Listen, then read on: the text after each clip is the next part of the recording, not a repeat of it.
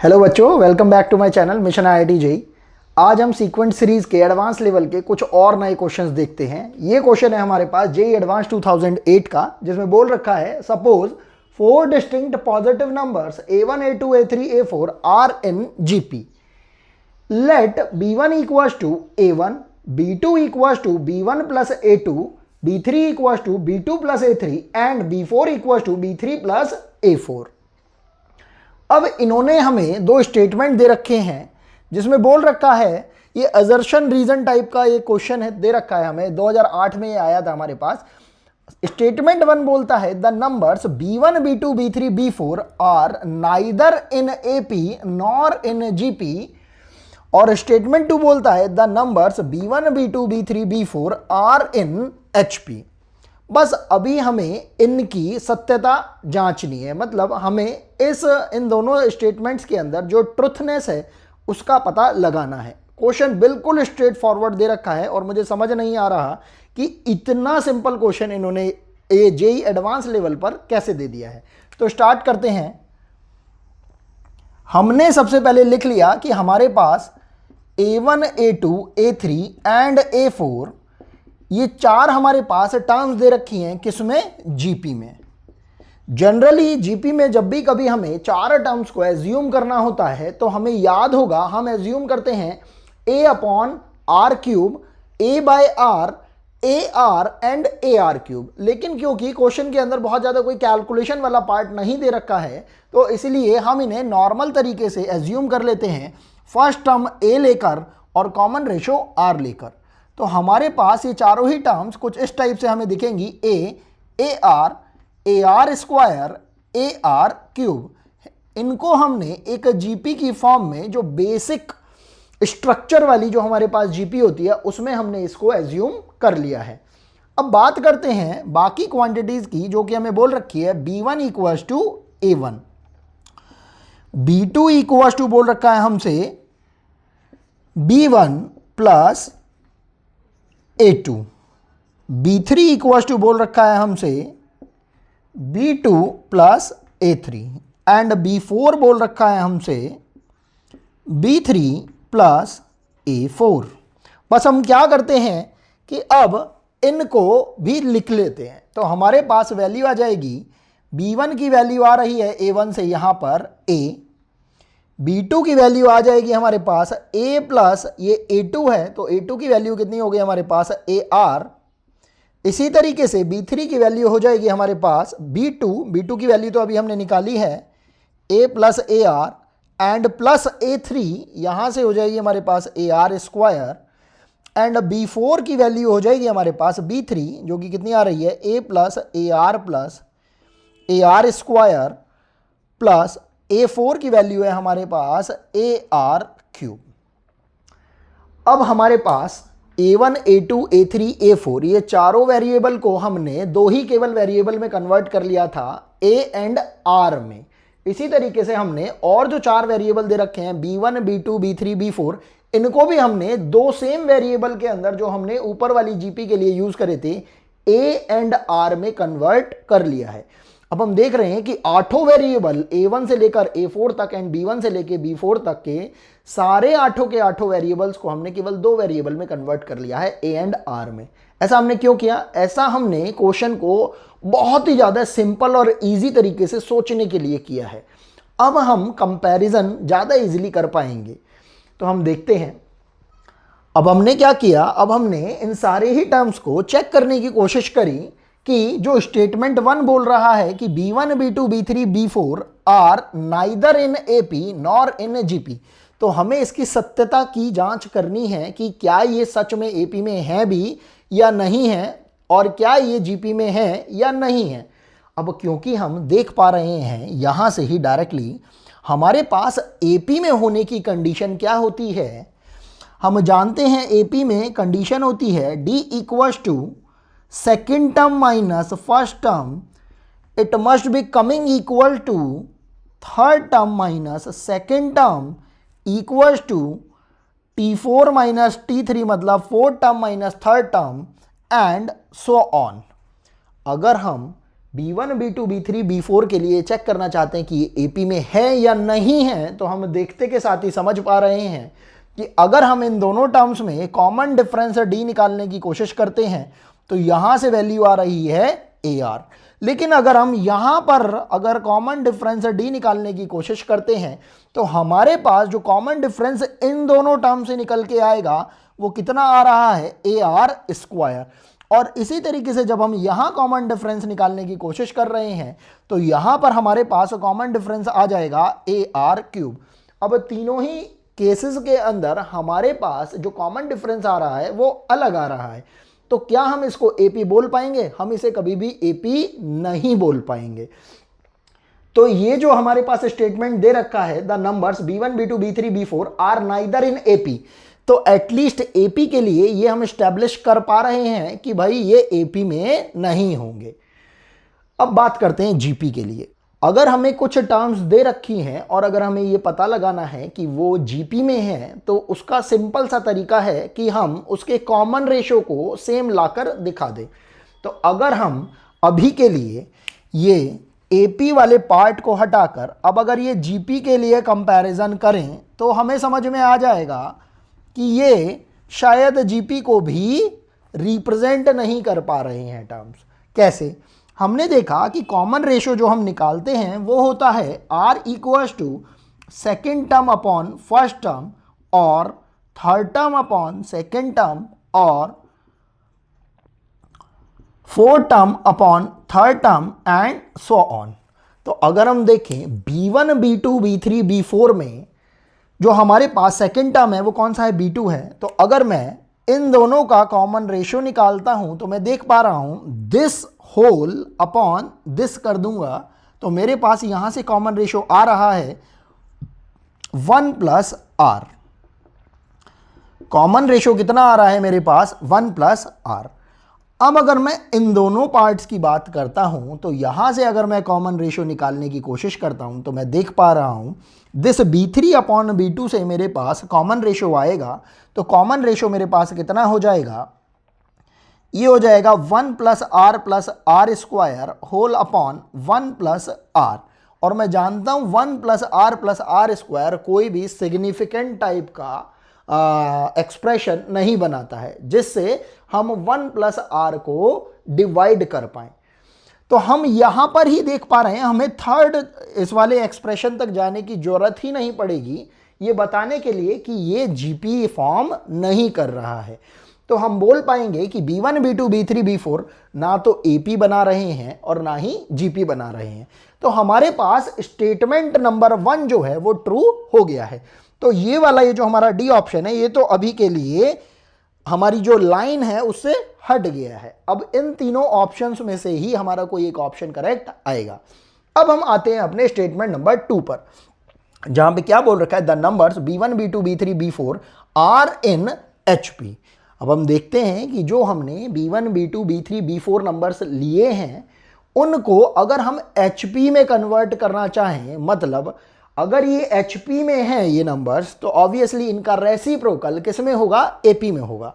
तो हमने बोला कि अगर B1 B2 B3 and B4 are in HP तो ऑब्वियसली हम बोल पाएंगे 1 upon B1 1 upon B2 1 upon B3 and 1 upon B4 are in AP। जब हमने इसको ऐसा बोल दिया तो हम देख पा रहे हैं हम इसको बोल सकते हैं बिल्कुल बेसिक स्ट्रक्चर वाली फॉर्म में। वो बेसिक स्ट्रक्चर वाली फॉर्म कौन सी है? ये टर्म्स वाली फॉर्म है।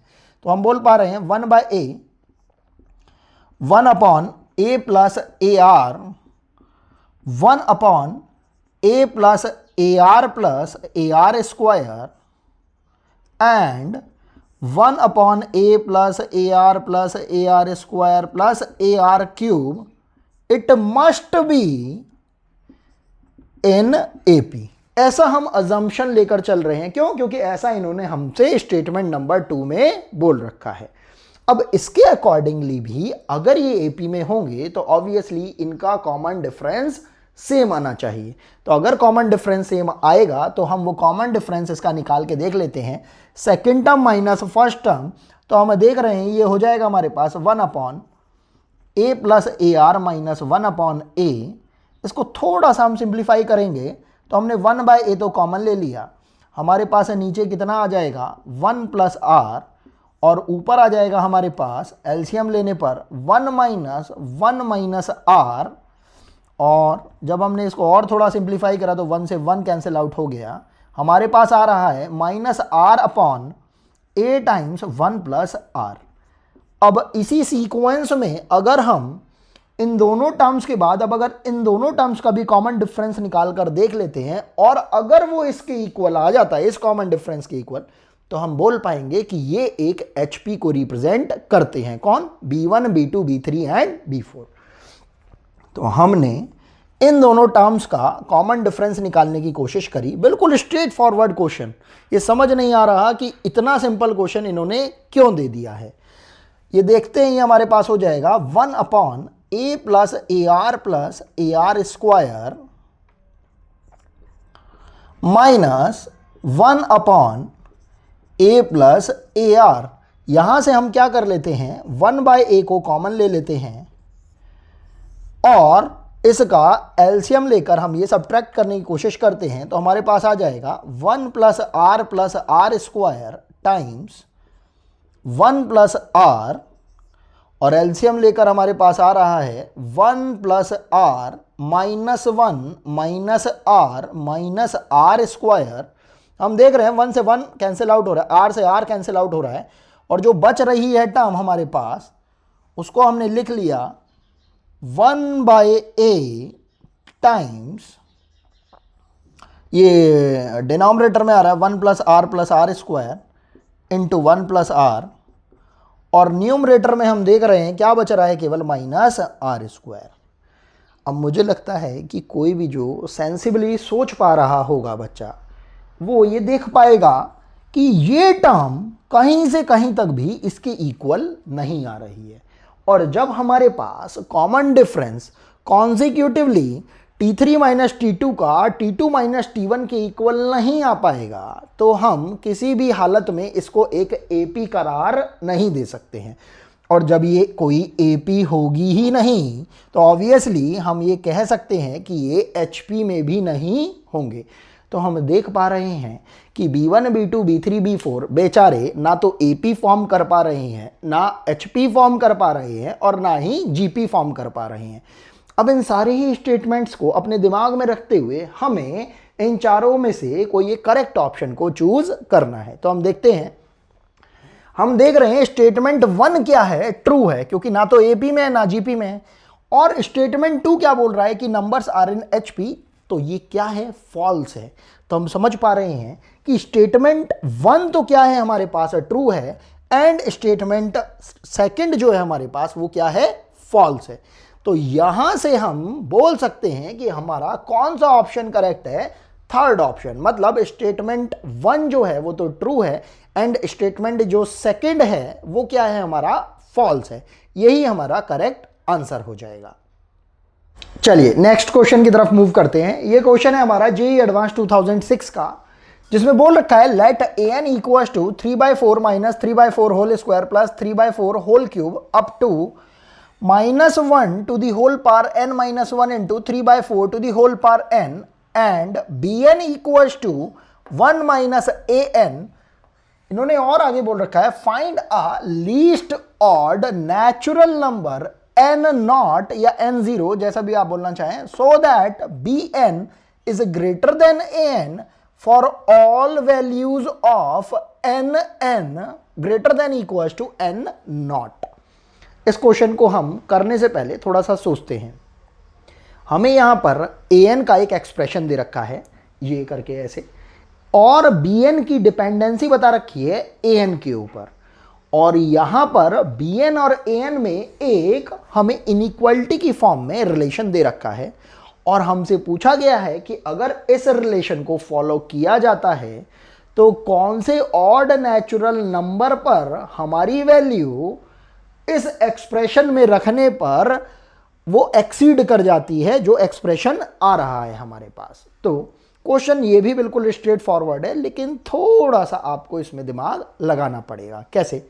हमने क्वेश्चन को स्टार्ट किया, हमने सबसे पहले इस an की वैल्यू को कैलकुलेट किया तो हम समझ पा रहे हैं कि ये एक n टर्म्स की जीपी का सम यहां पर बन रहा है। तो अगर हम यहां पर an की वैल्यू कैलकुलेट करना चाहते हैं तो हमें सबसे पहले इस वाली जीपी के n टर्म्स का सम निकालने के लिए फर्स्ट टर्म की जरूरत पड़ेगी। लेट से वो फर्स्ट टर्म हम किससे रिप्रेजेंट कर रहे हैं, a से, तो उसकी वैल्यू कितनी हो जाएगी 3/4। और यहां पर कॉमन रेशो हम देख पा रहे हैं कितना हो रहा है -3/4। तो इन दोनों क्वांटिटीज का यूज करके हमने an में फॉर्मूला लगा दिया जीपी के n टर्म्स के सम का, वो कितना होता है a × 1 - r⁴n whole upon 1 - r। हमने वैल्यू पुट करनी स्टार्ट करी, हो जाएगा हमारे पास 3/4 times 1 - -3/4 to the whole power n upon 1 - r। इसको थोड़ा सिंप्लीफाई कर लिया, ये हमारे पास हो जाएगा 3/4 times 1 - -3/4 to the whole power n whole upon, यहां पर ध्यान देंगे माइनस माइनस प्लस हो जाएगा, ये कितना हो जाएगा हमारे पास 7/4। इस 4 से हमने इसको कैंसिल आउट कर दिया, हमारे पास वैल्यू आ रही है 3/7 times 1 - -3/4 to the whole power n। इसको लेट से अभी के लिए हमने इक्वेशन नंबर 1 बोल दिया। अब हम बात करते हैं उस रिलेशन की जो कि हमें bn के अंदर an के साथ दे रखा है। वो रिलेशन हमें दे रखा है, यहीं लिख लेते हैं अभी, bn = 1 - an। और उसके अलावा हमें एक और रिलेशन bn और an में दे रखा है कि bn is greater then an। अब इन दोनों रिलेशन को अगर मैं कंबाइन कर दूं तो मेरे पास आएगा, मैंने यहां से bn की वैल्यू 1 - an की फॉर्म में कहां रख दी, इनइक्वालिटी में पुट कर दी, तो मेरे पास आ रहा है 1 - an is greater then an। यहां से हम देख पा रहे हैं कि हम इसे बोल सकते हैं 1 is greater then twice of an, या ऐसा बोला जा सकता है इसको an इज लेस देन 1/2। ऐसा हम क्यों बोल सकते हैं, क्योंकि जो 2 है वो कांस्टेंट टर्म है और पॉजिटिव भी है, उसको हम इनइक्वालिटी में डिनोमिनेटर में भेज सकते हैं। अब जैसे हमारे पास an का रिलेशन आ गया है, ये an हमने अभी अभी कैलकुलेट किया है, उसकी वैल्यू को हम यहाँ पर पुट कर देते हैं। तो हमारे पास वैल्यू आ रही है 3/7 times 1 - -3/4 to the whole power n less than 1/2। ऐसा हो रखा है हमारे पास, ठीक है। अब इस 3/7 को हम ये 1/2 के पास जब भेजेंगे तो ये क्रॉस मल्टीप्लाई के डायरेक्शन से, तरीके से यहाँ पर चला जाएगा। हमारे पास बच कितना रहा है 1 - -3/4 to the whole power n less than, ये 7 ऊपर चला जाएगा और 3 डिनोमिनेटर में चला जाएगा, ये हो जाएगा 7/6। और हम चाहें तो इस क्वांटिटी को RHS में ले जाते हैं और इस क्वांटिटी को LHS में ले जाते हैं और थोड़ा सिंप्लीफाई करते हैं तो हम इसे बोल पाएंगे -3/4 to the whole power n is greater than 1 - 7/6। और ये कितने के इक्वल आ रही है, -1/6 के इक्वल। तो हमारा एक्सप्रेशन बन रहा है -3/4 to the whole power n is greater than -1/6। तो हम यहां से देखिए एक बात तो बिल्कुल क्लियर कट समझ पा रहे हैं कि यहां पर अगर हम n की कोई भी इवन वैल्यू लेते हैं, इवन इंटीजर अगर हम यहां पर रखते हैं, तो वो हमेशा ही हमेशा क्या है, ट्रू है। यहां पर वो कैसे, क्योंकि हम देख पा रहे हैं ये जो क्वांटिटी है हमने क्या बोल रखी है, ग्रेटर देन दिस -1/6। तो अगर हम n की कोई भी इवन वैल्यू लेते हैं तो ये क्वांटिटी माइनस को किस में कन्वर्ट कर देगी, प्लस के अंदर कन्वर्ट कर देगी। और जब ये प्लस में कन्वर्ट हो जाएगा तो प्लस का चाहे कितना ही छोटा क्वांटिटी क्यों ना हो, वो हमेशा नेगेटिव क्वांटिटी से तो बड़ा ही होगा। तो ये बेसिक कॉन्सेप्ट हमारा यहाँ पर क्लियर हो जाता है कि n की कोई भी इवन वैल्यू पर हम एन नॉट की वैल्यू तो नहीं निकालने वाले। और क्योंकि क्वेश्चन में भी ये उन्होंने स्ट्रेस देकर बोल रखा है कि find a least odd natural number, मतलब कितने अच्छे हैं IIT JEE वाले कि उन्होंने हमको पहले ही बता रखा है, ये हिंट भी दे रखा है कि जो हमें एन नॉट वाला जो नंबर निकालना है वो ऑड पर ही आएगा आपका। तो यहां से हमें क्लियर भी हो गया है कि जो इवन नंबर है हमारे पास, वो इवन नंबर हमें हमेशा और हमेशा इस इनइक्वालिटी को होल्ड गुड करवाएगा। तो अब हम बात करते हैं इसके ऑड नंबर्स के लिए। तो जब हम इस इनइक्वालिटी को ऑड नंबर्स के लिए जब चेक करते हैं तो हम पाते हैं कि जब हम n = 1 वैल्यू पुट करते हैं तो यहां पर वैल्यू आ जाएगी हमारे पास -3/4 और ये -1/6 रहेगी। तो हम देख रहे हैं -3/4 जो है वो एक्चुअल में छोटा है किससे, -1/6 से। अगर हम नंबर लाइन ड्रॉ कर देंगे तो ये चीज़ हमें बहुत ही ईजिली क्लियर हो जाएगी। इसी तरीके से और दूसरे ऑड नंबर्स पर सीक्वेंशियली हम चेक करते हुए चले जाते हैं। तो ये कितना होगा, n = 3 पर हमने चेक करा, ये हो रहा है हमारे पास -9 -27/64। तो हम देख रहे हैं ये वैल्यू भी -1/6 से लेस आ रही है। इसी तरीके से हम एक बार n = 5 पर भी चेक करते हैं तो ये हमारे पास वैल्यू हो जाएगी -243/1024। और हम यहां पर भी देख रहे हैं कि ये वैल्यू अप्रॉक्सीमेटली 1/4 के इक्वल आ रही है। तो यहां पर भी हम देखेंगे कि ये वैल्यू लेस देन -1/6 आ रही है। अब हम इसके बाद एक दो और वैल्यूज के लिए चेक करेंगे, क्योंकि जनरली IIT हमसे कभी भी लेंदी क्वेश्चन करके नहीं पूछता है। अगर वो हमसे बोल रहा है कि किसी ऑड पॉजिटिव इंटीजर के ऊपर हमें n की वैल्यू को कैलकुलेट करना है तो ऑब्वियसली वो ये चाहता है कि हम कम से कम 4 से 5 स्टेप तक इसको कैलकुलेट करें। हमने एक और ऑड पॉजिटिव वैल्यू n = 7 को लिया। तो ये हमारे पास वैल्यू हो जाती है यहां पर 2187/16384। और जैसे ही ये वैल्यू हमारे पास आती है हम देख पाते हैं कि ये वैल्यू हमारी -1/6 से बड़ी हो जाती है। और जिस मोमेंट पर ये वैल्यू इस -1/6 से बड़ी हो जाती है हम समझ जाते हैं कि ये जो हमारी इनइक्वालिटी है ये होल्ड गुड कर रही है। तो इस वजह से हमारे पास जो n = 7 वाली वैल्यू है वो ही हमारा रिक्वायर्ड आंसर है। आई होप आपको ये क्वेश्चन समझ में आया होगा। अगर आपको कैसा भी कोई डाउट रहता है मैथ्स के क्वेश्चंस के रिगार्डिंग तो प्लीज़ आप कमेंट सेक्शन के अंदर मेंशन करिए। अगर आपको वीडियो पसंद आए तो आप मेरी वीडियो को लाइक करिए, शेयर करिए और सब्सक्राइब करिए। Thanks for watching.